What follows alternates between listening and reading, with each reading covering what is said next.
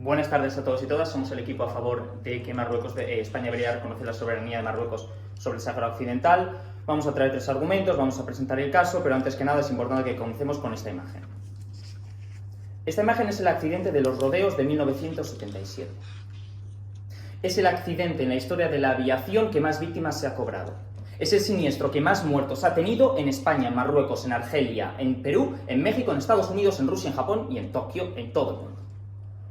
Este siniestro ocurrió en 1977 a raíz de una amenaza de bomba de un grupo independentista, terrorista, pro-independentista canario, el Mpayak.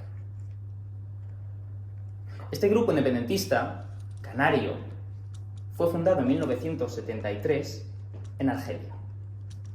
Fue un grupo que contó con financiación de organizaciones con sede en Argelia. Y fue un grupo también que gozó de espacio de emisión en radios de Argelia. Este accidente es muy importante para que entendamos el rol de Argelia en la región occidental del Sáhara. Este atentado ocurre en el contexto de la Guerra del Sáhara Occidental, y es que Argelia es un actor que utiliza grupos independentistas locales para desestabilizar la región y así avanzar con su agenda geopolítica propia. ¿Pero por qué nos interesa todo esto? Nos interesa todo esto porque actualmente el Frente Polisario está también siendo utilizado para los fines de la política exterior argelina. Lo vamos a ver a través de tres principales argumentos y de muchísimas evidencias. Pero antes que nada hay que hacer una principal distinción. Este debate no es un debate jurista sobre legalmente qué derecho o no tiene España a reconocer Marruecos. Es un debate sobre de dónde viene este simple derecho. Actualmente el Sáhara Occidental, a nivel de derecho público internacional, tiene la categoría de territorio no autónomo. Sin embargo, en el artículo 11 de la Carta de las Naciones Unidas, que es el que define lo que es un territorio no autónomo, dice que este tipo de derechos de autodeterminación que provienen y que han de acompañar un territorio no autónomo, provienen del fin final de garantizar el bienestar y la estabilidad de las personas que lo habitan. El derecho de autodeterminación, si no va acompañado de una promesa viable, realista, factible y duradera de estabilidad, no tiene ningún sentido, bajo la misma carta que lo crea. Es por lo tanto muy importante que entendamos por qué el derecho público internacional y la legalidad o ilegalidad de integración de Marruecos con el Sáhara Occidental no son ningún tipo de prueba a favor de garantizar el bienestar de la gente que habita ese territorio. Hablemos, por ejemplo, del derecho internacional cuando se da la crisis de refugiados en Malasia. Hablemos de las madres rohingya que han tenido que huir a Bangladesh y que actualmente están en los campos de refugiados más grandes del mundo, siendo desplazadas a campos en islas que tienen mucho parecido con Alcatraz, tanto que da miedo.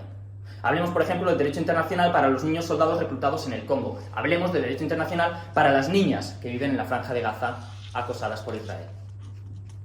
Este es el derecho internacional que también están viviendo los saharauis. Es muy importante que entendamos que en un mundo realista, en el que por encima de los estados no hay ninguna autoridad, nuestra mejor baza para garantizar la estabilidad, prosperidad y autodeterminación del pueblo saharaui es la presencia de Marruecos en la región, y especialmente España reconociendo a Marruecos. Y esto lo veremos, la pregunta nos plantea la palabra deber, a través de 3 deberes. Primero, el deber moral, el deber de tomarnos en serio el bienestar de estas personas por encima de pretensiones irrealistas. No queremos una nueva Liga de las Naciones, no queremos una nueva paz de papel mojado. El segundo es el deber geopolítico, el deber que tenemos de garantizar una estabilidad entre España y Marruecos, que vamos a ver por 3 principales motivos. Y finalmente un deber económico, el deber de que estas relaciones y las relaciones económicas entre España y Marruecos, España y Argelia, recordemos, el único actor internacional que se opone activamente a la anexión del Sáhara Occidental por Marruecos. ¿Sí? Por tanto, vamos a traer estos 3 argumentos y me gustaría acabar con un pequeño alegato al contexto actual en el que nos encontramos. Los países árabes del Magreb y de Oriente Medio reconocen el Sáhara Occidental como marroquí. Estados Unidos reconoce el Sáhara Occidental como marroquí. Y la política española ha dado un giro a favor del Sáhara Occidental como marroquí. Estamos en un contexto en el que el único actor que se opone a la realidad que tenemos hoy en día, una realidad que, por cierto, nos demuestra que hay mejor infraestructura, recursos y nivel de vida y menores niveles de desnutrición en las zonas donde Marruecos ha realizado inversiones, nos encontramos en un contexto en el que este reconocimiento está sentado y el único Estado que lleva la contraria es Argelia, un Estado que mató a 583 personas en 1977 con su dinero y con sus emisoras de radio. Me gustaría concluir muy rápidamente con los segundos que me quedan, recalcando que este es un debate sobre el bienestar del pueblo saharaui i no sobre derecho. Muchas gracias. Situem-nos a una classe plena d'alumnes, una classe de primer d'ESO, per exemple. I com passa a vegades, entre tots aquests alumnes sol haver-hi una víctima. Un grupet de la classe porta anys fent-li bullying a un nen. Un dia l'insulten, el següent li roben i algun dia li arriben fins i tot a fer una patada. L'escalada del bullying cada vegada és més accelerada. Ara no només són paraules, sinó que el peguen reiteradament i li fan malbé les coses que estima. El nen arriba cada dia a casa amb rascades per la pell i les coses trencades. Finalment, arriba un dia que l'amenacen de mort. Els companys de la classe ho veuen i no fan res. Tothom prefereix quedar-se al marge, no fos cas que rebessin ells també. Alguns diuen amb veu baixa de bueno, això no està bé, però cap actua. I us preguntareu, què fa la professora? Si és responsabilitat d'aquesta actuar en aquest cas, per què tampoc fa res? Doncs la professora ha decidit que és un problema que no vol gestionar i que li compensa més baixar la mirada i fer veure que no passa res. És un problema entre nens, diu, jo no hi tinc res a veure. Un dia aquest nen arriba mort a casa. Bona tarda, som Àngel, Elena i jo mateixa i davant la pregunta ¿debería España reconocer la soberanía de Marruecos sobre el Sàhara Occidental? Nosaltres diem que no. Però abans que res repassem una mica quins són els termes del debat. En primer lloc, sobirania és el poder suprem i il·limitat per establir i adoptar decisions polítiques en un estat. Sàhara Occidental. Recordem una mica la història, va ser colonitzat per Espanya entre el 1884 fins al 1975, fins l'ocupació marroquí. A partir d'aleshores, Espanya ha intentat en diverses ocasions evadir la seva responsabilitat de descolonitzar-ho, però la ONU, en 74 resolucions, ja ha dit que l'ocupació del Marroc és il·legal i que fins i tot la cessió d'Espanya al Marroc també és il·legal. Per tant, de jure, Espanya segueix sent el responsable. A finals del 80, la ONU va iniciar un plan d'arreglo amb el Marroc i el Frente Polisario que incluïa el dret d'autodeterminació del poble, però que el Marroc es va negar a realitzar. Finalment, repassem ara la paraula més important, abans, la diapositiva d'abans, la paraula més important d'aquest debat, deure, la que ens ha dit. Segons la RAE, un deure es aquello que las personas están obligadas, bien sea por razones de orden moral, bien por determinación de las leyes o como resultado de obligaciones contraídas. Així que nosaltres us demostrarem com efectivament Espanya té aquest deure, tant moral com jurídic com per justícia, de no reconèixer la sobirania al Marroc, no només pels propis interessos d'Espanya, sinó de la història i de la política internacional. España cumplirá sus compromisos y deseamos proteger los legítimos derechos de la población civil saharaui, deia Juan Carlos de Borbón dies abans de la marxa verde que va ocupar el Sàhara. 15 dies després va celebrar l'acord tripartit, que concedia la sobirania al Marroc. Sentimos vergüenza de que el gobierno de España no solo haya hecho una mala colonización, sino una peor descolonización. Nuestro partido estará con vosotros hasta la victoria final, deia el jove Felipe González al 1976. 45 anys més tard, Pedro Sánchez cedeix el Sàhara altra vegada al Marroc. Les promeses mal complides del govern espanyol cap al poble saharaui no només han suposat una violació flagrant de la legalitat internacional, sinó també una guerra, milers de morts, el desplaçament forçós de cents de milers de persones i el dolor d'un poble que s'hagués pres d'una promesa de descolonització que mai arriba. L'última d'aquestes promeses incomplides va arribar en forma de la carta que he dit anteriorment, el 18 de març del 22, de Pedro Sánchez, reconeixent la sobirania al Marroc, que el 2007 la ONU ja havia dit que era il·legal. Aquesta nova punyalada al poble saharaui es dona en un context, la fi a l'alt del foc per part del govern marroquí el novembre del 21, les tensions regionals entre la monarquia marroquí i Argèlia amb tambors de guerra ressonant, les necessitats europees del gas argelí davant de la invasió d'Ucraïna i el constant xantatge immigratori del Marroc que va tenir la seva màxima expressió a la crisi migratòria del 21. En aquest context, el posicionament del govern espanyol no només és una nova traïció al poble saharaui, sinó que a part suposa una decisió que destabilitza per complet la zona. Vist això, plantegem els nostres 3 arguments principals. En primer lloc, un argument legal. Independentment de si ens és beneficiós, Espanya ha d'actuar en favor del Sàhara, perquè té un deure històric i jurídic. En segon lloc, evita generar un precedent, tant en dret internacional, públic com en geopolítica. I finalment, per un argument de defensa dels drets saharauis. Perquè és molt fàcil veure com insulten un alumne i no fer res. Veure com l'empenyen, li roben i el tiren per les escales. Veure fins i tot quan li arriben amenaces de mort.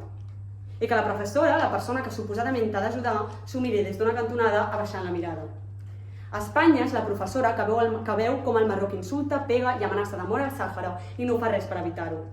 I la solució que ens proposa l'equip contrari és que la persona que més et pegui sigui la que ha de cuidar de tu.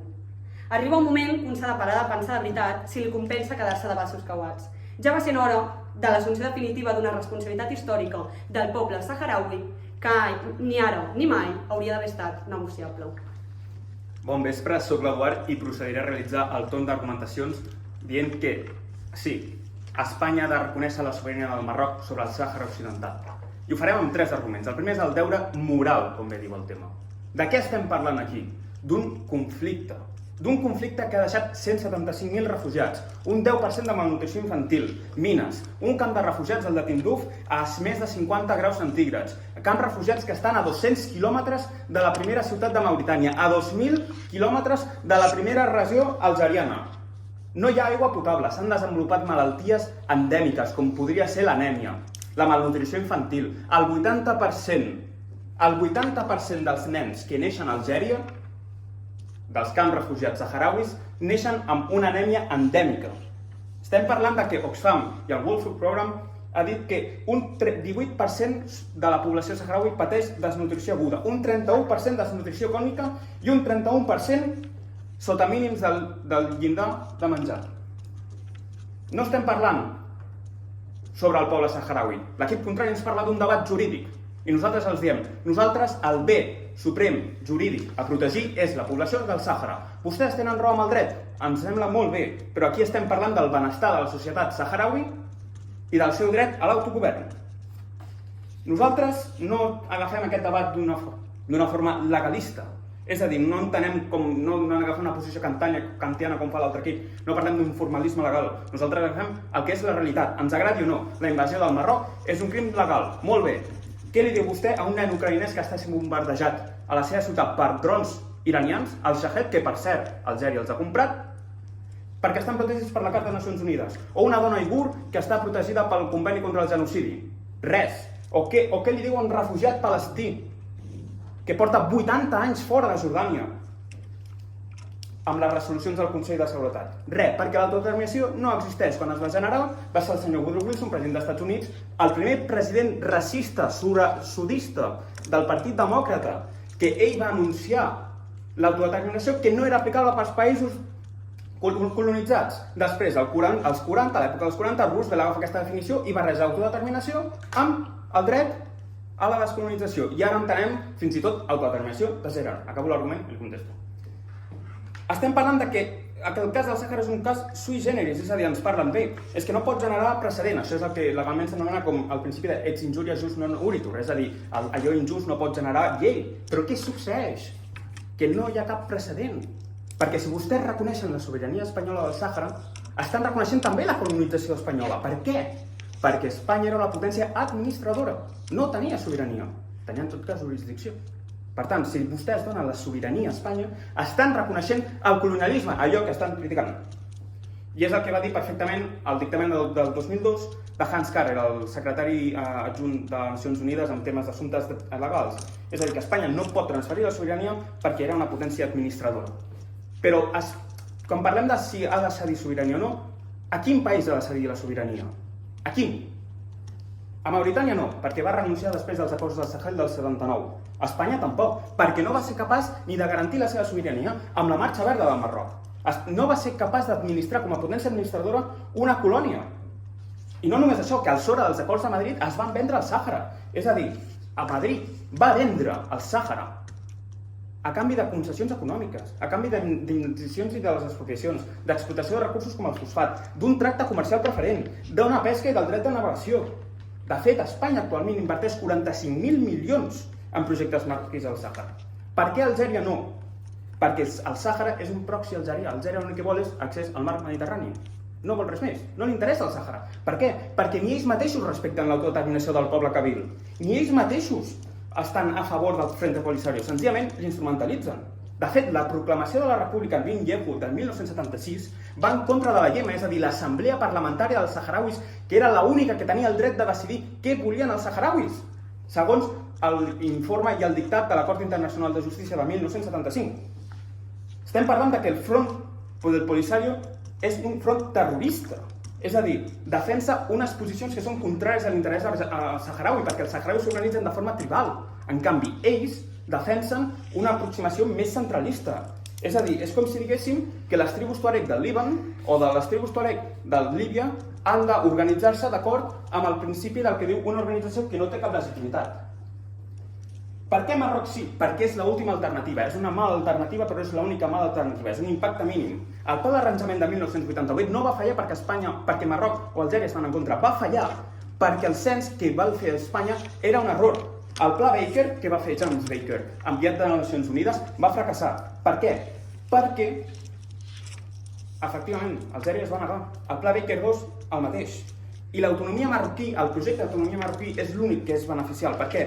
Perquè parla d'una autonomia econòmica, fiscal, cultural. No ens agrada, però és l'única alternativa. Per què? Perquè hem de cuidar el benestar de la població del Sàhara. El segon argument és el de l'estabilitat regional. Estem parlant d'una regió on Rússia constantment ingereix a través de Wagner, ingereix a través de pressions russes.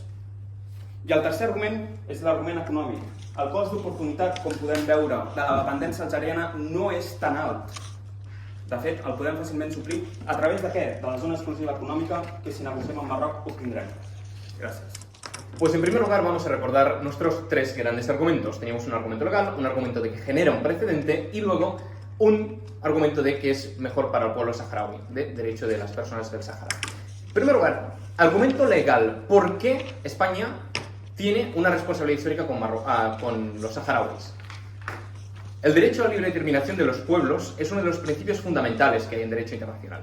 Y los pueblos sometidos a dominación colonial, en base a la conocidísima jurisprudencia del Tribunal, la Corte Internacional de Justicia, pues tienen derecho a la determinación, y en el caso de los saharauis se ha estipulado que es mediante la libre expresión de su voluntad, esto es un referéndum. En el año 2000 se consiguió elaborar un censo para producirse este referéndum. ¿Qué pasó? Que Francia vetó la misión y a partir de ahí Marruecos empezó con su plan de optar por esta vía alternativa de simplemente apoderarse del territorio y se acabó. Entonces, los supuestos intereses políticos y económicos que pueda haber en ceder este territorio, que nosotros vamos a demostrar luego que no son tales, no pueden prevalecer en un Estado de derecho y democrático como el español por encima de la justicia y el respeto del derecho internacional. ¿Por qué existe al mismo tiempo un deber jurídico y ignorarlo sería incumplir el derecho internacional público? Porque sí que es relevante el derecho internacional público en este debate, contrariamente de lo que se nos quiere hacer creer desde el otro equipo, en la medida en que hemos presentado la definición de que es un deber, ¿no? La definición de deber. España es la potencia administrativa de iure. ¿Qué quiere decir? Quiere decir que tiene una especial responsabilidad frente al territorio. Han hablado de acuerdos tripartitos que son nulos en base al derecho internacional público. Si España desiste, ¿qué es posible que pase? ¿Qué es lo más plausible que pase? Pues que la ONU desista también. ¿Por qué? Porque la ONU ya ha desistido, hoy en día ya tiene una responsabilidad que no está ejerciendo, y entonces si España decide ya abandonar definitivamente cualquier pretensión y reconoce la soberanía de Marruecos, entonces ya se acaba todo, digamos. Las Naciones Unidas, en su artículo 73, que ahora tengo que permitir coger esto, pues estipula que precisamente eso, la potestad de las naciones de independizarse, y más cuando eran colonias. Entonces, ¿por qué es poco plausible que funcione la propuesta de Marruecos para darles autonomía? Uno, no tienen incentivos para cumplir la promesa. ¿Por qué? Porque saben que España no hará nada y saben que la comunidad internacional tampoco hará nada. Dos, aparte tenemos precedentes de que Marruecos incumple lo que dice acerca del Sáhara. En 1988 lo incumplió, por ejemplo. Y tres, en el mejor de los casos, y que lo cumpla, ¿qué estamos diciendo? Pues estamos generando un precedente, que es el argumento que les traemos luego a continuación. El precedente. ¿El precedente cuál es? El precedente es, tú puedes saltarte al derecho internacional público que no te va a pasar absolutamente nada. Das fuerza a la narrativa de que puedes ocupar un territorio y nadie te va a decir absolutamente nada. Disculpa, no voy a tener tiempo para las preguntas. Entonces, ustedes han hablado de Rusia, han hablado de los refugiados ucranianos, y aquí nos preguntamos, oiga, miren, en Rusia y Ucrania hubo por lo menos el referéndum en el Donbass. Un 75% de la gente votó, que es lo que está pidiendo el pueblo saharaui, y ustedes ni siquiera permiten eso, dándoles la autonomía a Marruecos, con lo cual vemos una enorme hipocresía por su parte. Pedro Sánchez salió y dijo, mira, lo que ha habido en Ucrania es tremendo, es una violación flagrante de derecho internacional, pero sin embargo, en el Sáhara Occidental, mira para el otro lado y se acabó. ¿Precedentes que ya existen? Pues de casos de estos de a ver hasta dónde podemos tirar la cuerda. La anexión de Crimea, tenemos la anexión del Tíbet por parte de China, tenemos la ocupación palestina por parte de Israel, tenemos la ocupación de Abjasia y Osetia del sur por parte de Rusia, entre otros. Entonces, Marruecos nos está permanentemente chantajeando, y eso es una cuestión que pues, se va a comentar seguramente luego. Pero nosotros no tenemos por qué ceder este chantaje. Y si nosotros nos guardamos la Carta del Sáhara Occidental, por lo menos tenemos un arma de negociación con Marruecos. Si se la entregamos sin más, pues perdemos cualquier, digamos, pues, arma para poder negociar con ellos. Similitudes entre la guerra de Ucrania y el Sáhara Occidental, que me ha ido muy bien que lo trajeron porque precisamente ejemplifica esta hipocresía de España, ¿no? Tenemos en primer lugar movimientos migratorios masivos en Crimea y Donbass y en el Sáhara Occidental. Luego se anexionan territorios, poco a poco en Crimea, la parte del Donbass y también en el noroeste del Sáhara Occidental. Luego hay un primer conflicto bélico y luego hay un conflicto bélico actual. No se olviden que el conflicto bélico en el Sáhara Occidental sigue en pie hoy en día. ¿En qué se plasma la hipocresía? Pues bueno, pues que mientras en un caso hay una movilización masiva para proteger a los ucranianos, en el otro caso, miren qué distintos son los refugiados, tenemos a 73.000 refugiados en campos de refugiados. Luego tenemos también que no se respetan los resultados del referéndum del Donbass, se impugnan, se dicen es que están manipulados, es que hay un montón de inmigrantes rusos allí y no valen para nada, pero sin embargo ni siquiera se permite hacer un referéndum para el pueblo saharaui. Y 3, hay una condena internacional por la invasión y sanciones draconianas a Rusia que nos llevan a la peor crisis energética que hemos tenido en la Unión Europea en los últimos años. Sin embargo, seguimos comprándoles los fosfatos a Marruecos y seguimos pues haciendo como aquí no ha pasado nada. Y por último, tenemos el último argumento de derecho para los saharauis. Miren, lo que hay es una obligación de manera forzosa. Cuando digamos, la comunidad internacional obliga de manera forzosa a un pueblo a ceder, a ir con el agresor que le está agrediendo durante todos estos años, ¿qué genera todo esto? Genera resentimiento. ¿Por qué? Porque los movimientos nacionalistas de Frente Polisario, que ustedes nos pintan como si fuera un grupo terrorista, pero es que la verdad es que no tienen ninguna otra alternativa que luchar por lo que se les ha prometido y por su territorio, tienen un componente, digo, muy emocional muy fuerte que seguiría presente aunque fuera marroquí. Entonces, durante todos estos años han estado luchando por sus derechos. Nada hace pensar que pararían de seguir luchando. Y tenemos muchos ejemplos a nivel internacional de países en donde ha pasado exactamente esto, ¿no? Tenemos la República Turca del Norte de Chipre, tenemos, por ejemplo, también el Kashmir, tenemos, por ejemplo, también el Tíbet por parte de China. En conclusión, por estos 3 argumentos, argumento de legal, argumento de va a generar precedente, argumento de vamos a velar por los derechos saharauis, creemos que es importante no reconocer la soberanía de Marruecos. Muchas gracias. Bien, buenas tardes. Ahora, vistos los argumentos de ambos equipos, procederé a hacer el turno de refutaciones. Bien, vamos a clarificar bien cuáles han sido nuestros argumentos. En primer lugar, hemos presentado un argumento moral, ¿no? En este caso, nuestros compañeros nos hablan de una legalidad que es preciosa en papel, pero que ha resultado en 46 años de sufrimiento para el pueblo saharaui.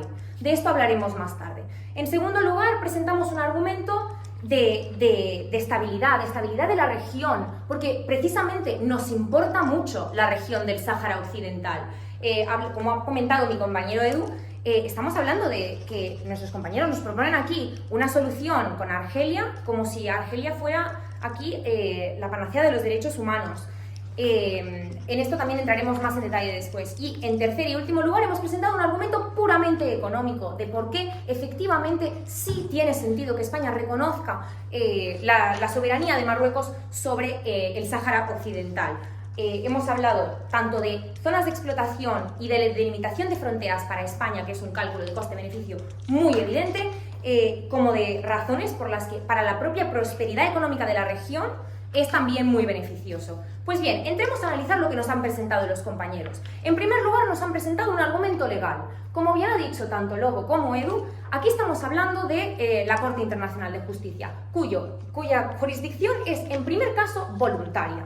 Por lo que ya hemos visto que las sentencias que dicta y las advisory opinions que escribe, como la que escribió sobre el caso del Sáhara, no han servido de mucho para solucionar la vida de las personas saharauis. Además, como ya han mencionado, que ya me ha venido perfecto la mención de varios precedentes, dice, estaríamos asentando un precedente muy peligroso.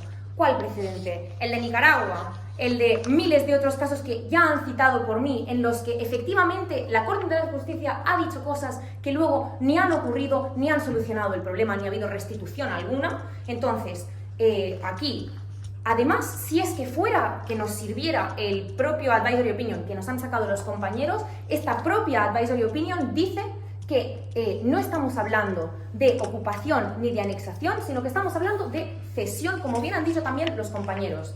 Entonces, en este caso, no estaría España incumpliendo ninguna obligación de derecho si es que de derecho se tratara el debate. En segundo lugar, los compañeros han presentado un argumento de precedente. Bien, han dicho que dejará de tener sentido el derecho internacional público. Bueno, dejará de tener sentido. Es que ya carece de sentido, como ya hemos expuesto antes. Ustedes mismos lo dicen. También en este mismo argumento nos han vendido que a nivel económico esto sería muy negativo para España por las negociaciones que tiene con Argelia.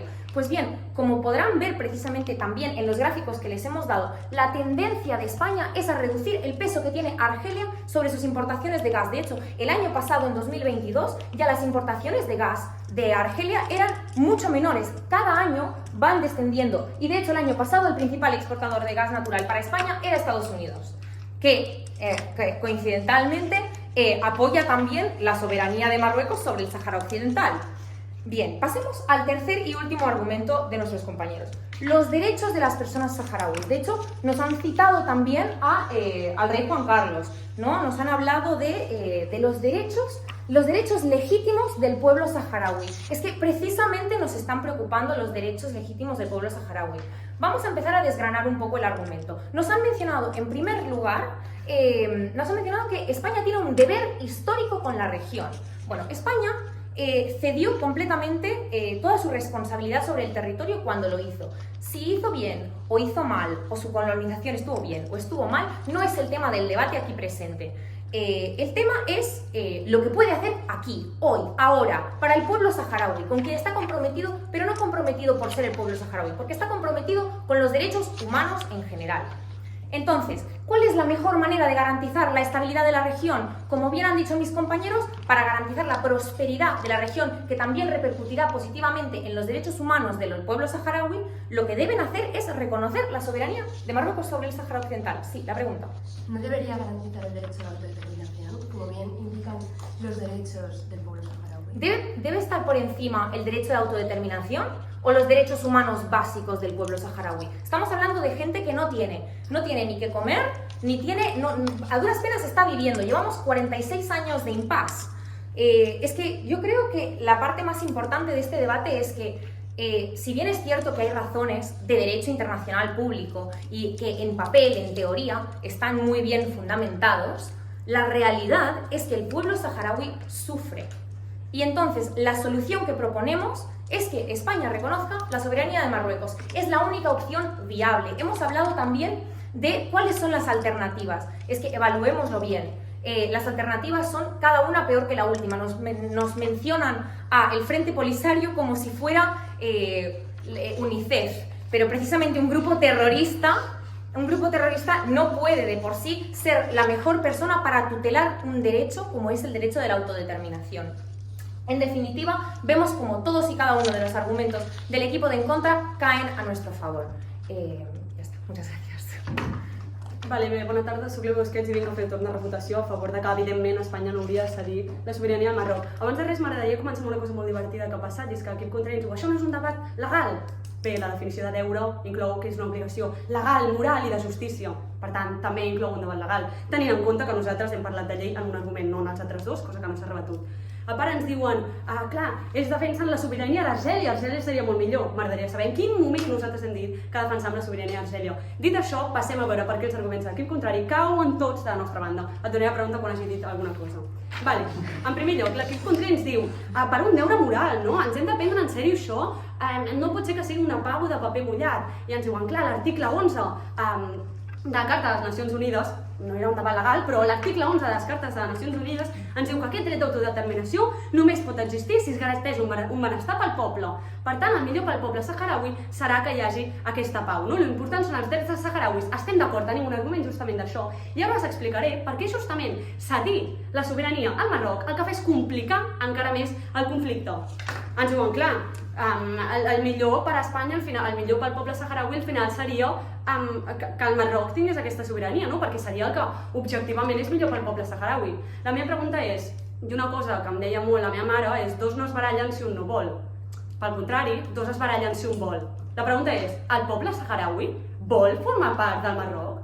Està d'acord? O porta anys lluitant per una sobirania pròpia? Sisplau, company, diapositiva número 15. Dóna-li, número 15, avança. Número 15. Què vol el poble saharaui? Perquè justament m'agradaria enfatitzar com el 7 de gener de 2023, fa aproximadament pocs mesos, es va celebrar el 6è congrés del Frente Polisario, que representa la majoria dels saharauis. I què volia el Frente Saharaui? Justament el que volia era discutir millors vies i estratègies per la consolidació d'una resistència del poble per la consecució de l'autodeterminació i la independència, armar-se més, aconseguir estratègies militars millors per continuar lluitant. El meu company ja ho ha dit molt bé, el poble saharaui que vol és la independència, porta anys en una guerra constant. Ens és completament igual el que seria més beneficiós pel poble, no? Que potser objectivament davant del control del Marroc seria millor, o potser davant del control d'Algèria, cosa que no hem dit i ja ens ho han posat a la boca, però fins i tot podríem entrar a debatre. Però dos es barallen si un vol. La qüestió és que el poble saharaui no vol formar part del Marroc i això farà que el conflicte s'agreugi. No només perquè la guerra continuarà, sinó que perquè part haurà perdut un aliat històric com és Espanya i que sempre ha estat defensant, i pel que deia el meu company, perquè qui ens diu que la ONU no retiri part del suport que estava donant al conflicte. Serà un conflicte que continuarà existint i serà cada vegada pitjor. Sisplau, Copet, següent diapositiva. Ja ens ho deien, viuen en camps de refugiats, més de 173.000 persones que es refugien justament d'un poble marroquí que els ha envaït, els ha ocupat i els ha fet deixar la seva terra. Creiem de veritat que ara cedint la sobirania al Marroc, al poble saharaui que porta anys morint-se de fam, com dieu vosaltres, i que no tenen aigua, dirà, d'acord, era la millor opció per nosaltres, d'acord, fem la pau, ja no hi haurà més guerra. Evidentment que no, el que fa això és agreujar el conflicte. Sí, sisplau, la pregunta. Per què si el Front Polisario defensa els interessos dels saharauis van derogar precisament l'únic òrgan legislatiu que és la IEMA, que representava els drets dels saharauis segons la resolució de 1975 de la Cort Internacional de Justícia? La Cort Internacional de Justícia, junt amb la ONU, junt amb moltes altres organitzacions internacionals, han decretat que el que s'ha de fer internacionalment és respectar el que digui el poble saharaui. El poble saharaui està governat en part pel Frente Polisario. El Frente Polisario està dient que el millor pel seu poble és el reconeixement del Marroc? O justament, diapositiva anterior, sisplau, està celebrant congressos per continuar la guerra amb el Marroc per aconseguir la sobirania. Aquest és el tema del que hem vingut a parlar aquí. L'equip contrari ens deia, no clar, perquè Espanya què farà? Qui cedirà la sobirania llavors? Argèlia? Mauritània? S'ho quedarà Espanya? No, què hem dit nosaltres? Que volem justament que Espanya assumeixi la responsabilitat i el deure, la qüestió principal d'aquest debat que té, de reconèixer per fi i ajudar el Sàhara a complir el seu objectiu d'aconseguir l'autodeterminació, que no el cedeixi ningú, que ajudi el Sàhara a complir allò que havia dit. Perdona, company, he de continuar amb la refutació. Segon argument que ens diuen un argument geopolític, no? Per garantir aquesta estabilitat d'Espanya-Marroc.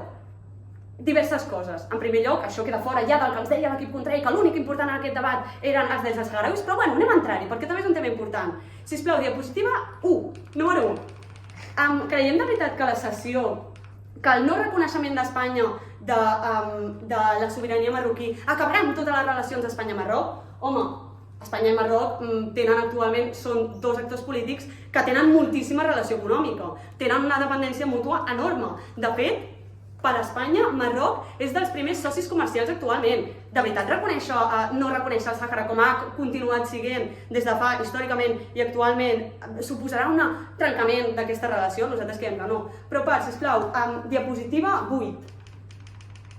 Cedir és garantir una estabilitat d'Espanya i el Marroc? Ostres, nosaltres veiem que no, perquè quan Espanya li comença a fer favors al Marroc, com per exemple la declaració que ha fet Pedro Sánchez el 18 de març, què ha passat? Home, Marroc incomplint tots els acords que havien fet sobre immigració. Següent diapositiva, sisplau. Més de 50.000 refugiats que van entrar il·legalment perquè Marroc va decidir incomplir. Diapositiva 11, sisplau. Incomplir els acords de les aduanes. Ens podem garantir de veritat que si Espanya cedeix el territori al Marroc s'acabaran totes les disputes? Sembla ser que no. Cuidado que no estiguem, com dèiem nosaltres, alimentant més aquest precedent negatiu que mostra que Marroc pot fer tot el que vulgui perquè Espanya al final sempre li anirà darrere. Moltes gràcies.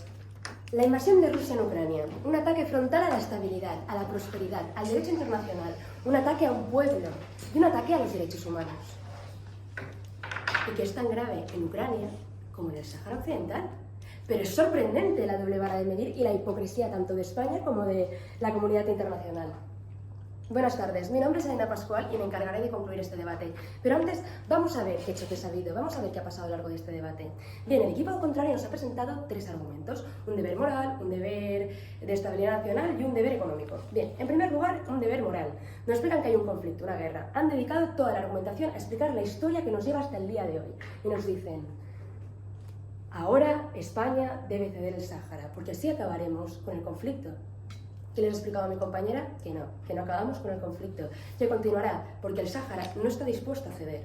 En segundo lugar, por lo tanto, el argumento ha caído. En segundo lugar, nos plantean uno de deber de estabilidad nacional, que no han explicado en ningún momento, pero igualmente mi compañera les ha explicado y les ha demostrado que de estabilidad nada, que Marruecos continuará haciendo lo que le dé la gana, vaya. En tercer lugar, nos presentan un argumento de deber económico, que tampoco han explicado en la argumentación. No hace falta que lo resuman en la conclusión, porque sería añadir contenido nuevo. Pero bueno, mis compañeros ya les han explicado que no acabarían tampoco las relaciones comerciales con Marruecos, que son tan importantes. Nosotros hemos planteado un debate en el que España no tiene el deber de reconocer la soberanía, pero porque tiene deberes legales y morales incompatibles. Deber también incluye deber legal, también son deberes, señores. Entonces, nosotros hemos presentado unos argumentos. En primer lugar, un argumento legal, basado en el derecho a la autodeterminación. Un deber legal, por mucho que ustedes lo nieguen, existe. Bueno, ustedes explicaban que los saharauis, bueno, no necesitan este deber legal porque vivirán mejor con Marruecos, pero bueno, no ha conseguido demostrar que sería así. Así que el argumento legal cae de nuestro lado, pese a que a ustedes no decían que era legal, como decía mi compañera, el choque de artículos que explicaban antes. Por lo tanto, no habéis conseguido demostrar que no existe este derecho de autodeterminación y que España no deba garantizarlo, como sí dicen los tribunales internacionales. Por lo tanto, España no debe reconocer la soberanía, porque España, por imperativo legal, debe reconocer el derecho a la autodeterminación del pueblo saharaui. En segundo lugar, hemos planteado un argumento de evitar el precedente, porque generan precedentes, como estábamos diciendo, que sí que son importantes en el derecho internacional, como hemos explicado antes. Papel mojado, hacen que ocupar un territorio y que se pueda reconocer sin tener en cuenta la circunstancia del pueblo. ¿Se lo van a decir a los rusos y a los ucranianos, o a Israel y a Palestina? Precedentes y chantajes que ya vienen y continuarán viniendo de Marruecos hacia España, no acabará con nada de esto. Como hemos demostrado, por lo tanto, este argumento también nos lo quedamos. Y finalmente hemos planteado un tercer argumento de derechos saharauis, porque el equipo contrario plantea la misma solución que yo cuando mi madre me dice que mi habitación está desordenada, y es que esconden los problemas debajo de la cama. Pero señores, los problemas siguen existiendo. Mi compañera Eva bien les ha demostrado que el Frente Polisario seguirá armándose y luchando por su liberación. Es que tenemos una guerra y nadie está hablando de ello. Todo el mundo habla de Ucrania, pero es que la gente no sabe ni que hay un conflicto en el Sáhara. Porque resulta que cuando el niño que sufre bullying es un niño rubio y bien vestido, a pesar de no ser ni siquiera su tutora, a pesar de no ir a su clase, la profesora se desvive por él. En cambio, si el niño va mal vestido y es de distinta etnia, según el equipo contrario, la profesora no solo no debe mirar y debe mirar hacia el otro lado, sino que además debe reconocer que la seguridad del niño va a depender ahora de su abusador. Muchas gracias. Buenas tardes a todos y todas, Lobo Hispano de nuevo. Voy a hacer las conclusiones del equipo a favor. Entonces, voy a comentar rápidamente los 3 argumentos, dónde chocan con los nuestros y qué malentendidos ha habido y qué vacíos y errores de comunicación. Para comenzar, nos han traído un argumento legal que choca directamente con nuestro primer argumento moral, ¿no? Dicen, bueno, ustedes decían que este no era un debate de derecho, han procedido, ¿no?